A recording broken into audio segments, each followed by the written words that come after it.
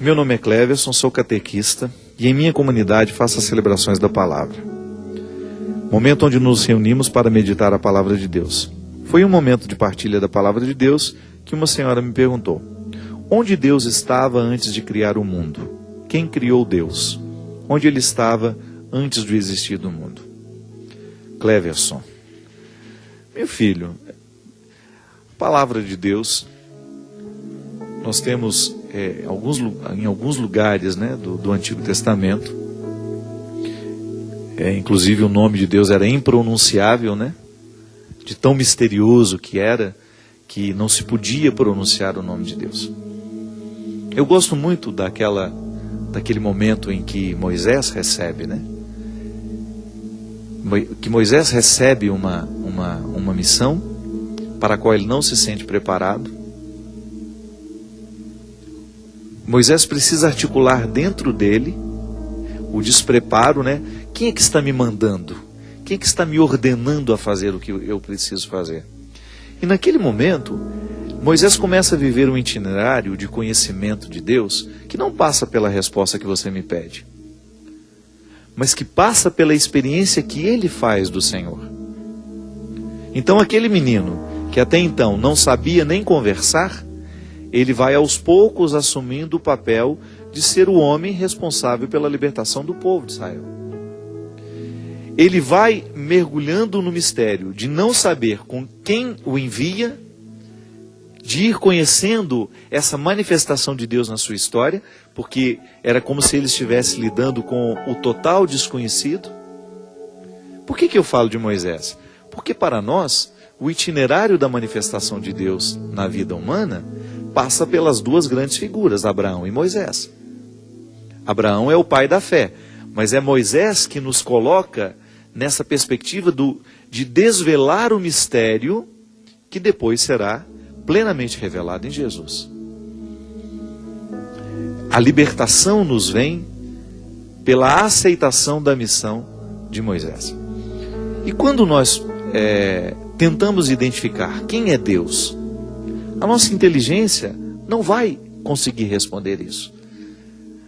A teologia, a catequese vai nos dizer que Deus tem aquela definição, né, clássica, né?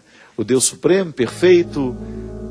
Mas essa resposta, ela é muito racional. Como é que nós respondemos aos curiosos, né? Quem é Deus? Onde Ele estava antes de existir o mundo? Faz parte do mistério, faz parte da fé que nós professamos, porque nós já não estamos mais com a preocupação de responder essas perguntas que não nos levam a nada. Nós estamos na necessidade de responder ao nosso coração o que Deus significa para cada um de nós. E aí, você vai ter de responder a ela com o seu testemunho.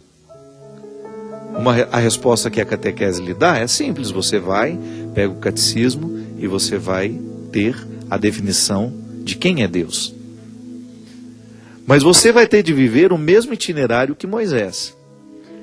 Como é que Deus foi se manifestando na vida de Moisés? Através dos acontecimentos. Ele teve fatos extraordinários? Teve.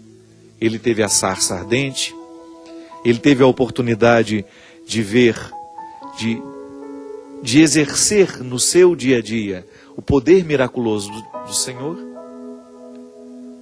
E foi no coração dele que ele foi construindo, né, aquela convicção que o fez ter coragem de pegar o povo e de sair com aquele povo na direção de uma terra prometida. Minha gente, nós continuamos no mesmo processo. A viagem de Moisés não terminou para nós.